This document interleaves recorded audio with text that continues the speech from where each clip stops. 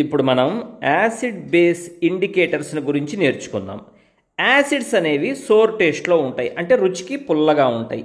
మరి బేసెస్ అవి బిట్టర్ టేస్ట్లో ఉంటాయి, అంటే రుచికి చేదుగా ఉంటాయి. మనకు ఒక సొల్యూషన్ ఇచ్చినప్పుడు అది యాసిడా బేసా ఎలా చెప్తాం? టేస్ట్ చేసి చెప్పకూడదు, ఎందుకంటే డేంజరస్. మరి టేస్ట్ చేయకుండా ఎలా చెప్పాలి? దీనికోసమే మనం ఏం చేస్తామంటే ఈ యాసిడ్ బేస్ ఇండికేటర్స్ని యూజ్ చేస్తాం.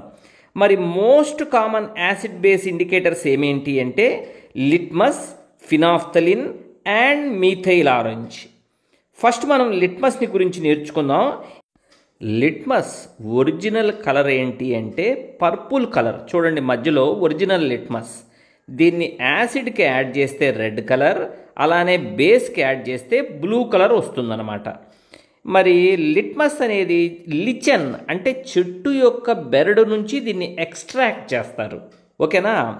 మరి ఇక్కడ చూడండి, బ్లూ లిట్మస్ పేపర్ను యాసిడ్లో డిప్ చేస్తే అది రెడ్ లిట్మస్గా టర్న్ అయింది. అలానే రెడ్ లిట్మస్ని బేస్లో డిప్ చేస్తే అది బ్లూ కలర్లోకి టర్న్ అయిందనమాట. ఇంకొక ఇంపార్టెంట్ ఇండికేటర్ ఏంటి అంటే ఫినాఫ్థలిన్. యాక్చువల్గా ఫినాఫ్థలిన్ సొల్యూషన్ కలర్లెస్, దీనికి ఏ కలరు ఉండదు. దీన్ని యాసిడ్కి యాడ్ చేస్తే అలానే కలర్లెస్గా ఉంటుంది. బేస్కి కనుక దీన్ని యాడ్ చేస్తే పింక్ కలర్లోకి టర్న్ అయిపోతుంది. మనం డయాగ్రామ్ చూడొచ్చు. నెక్స్ట్ మోస్ట్ పాపులర్ ఇండికేటర్ ఏంటి అంటే మీథైల్ ఆరెంజ్. దీని పేరుకు తగ్గట్టుగా ఇది ఆరెంజ్ కలర్లో ఉంటుందన్నమాట. దీన్ని యాసిడ్కి యాడ్ చేస్తే రెడ్ కలర్లోకి టర్న్ అవుతుంది. అలానే బేస్కి దీన్ని యాడ్ చేస్తే ఎల్లో కలర్లోకి టర్న్ అవుతుంది.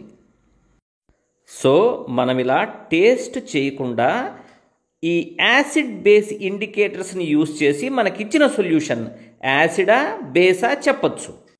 ఎలా అంటే కలర్ మారటాన్ని బట్టి.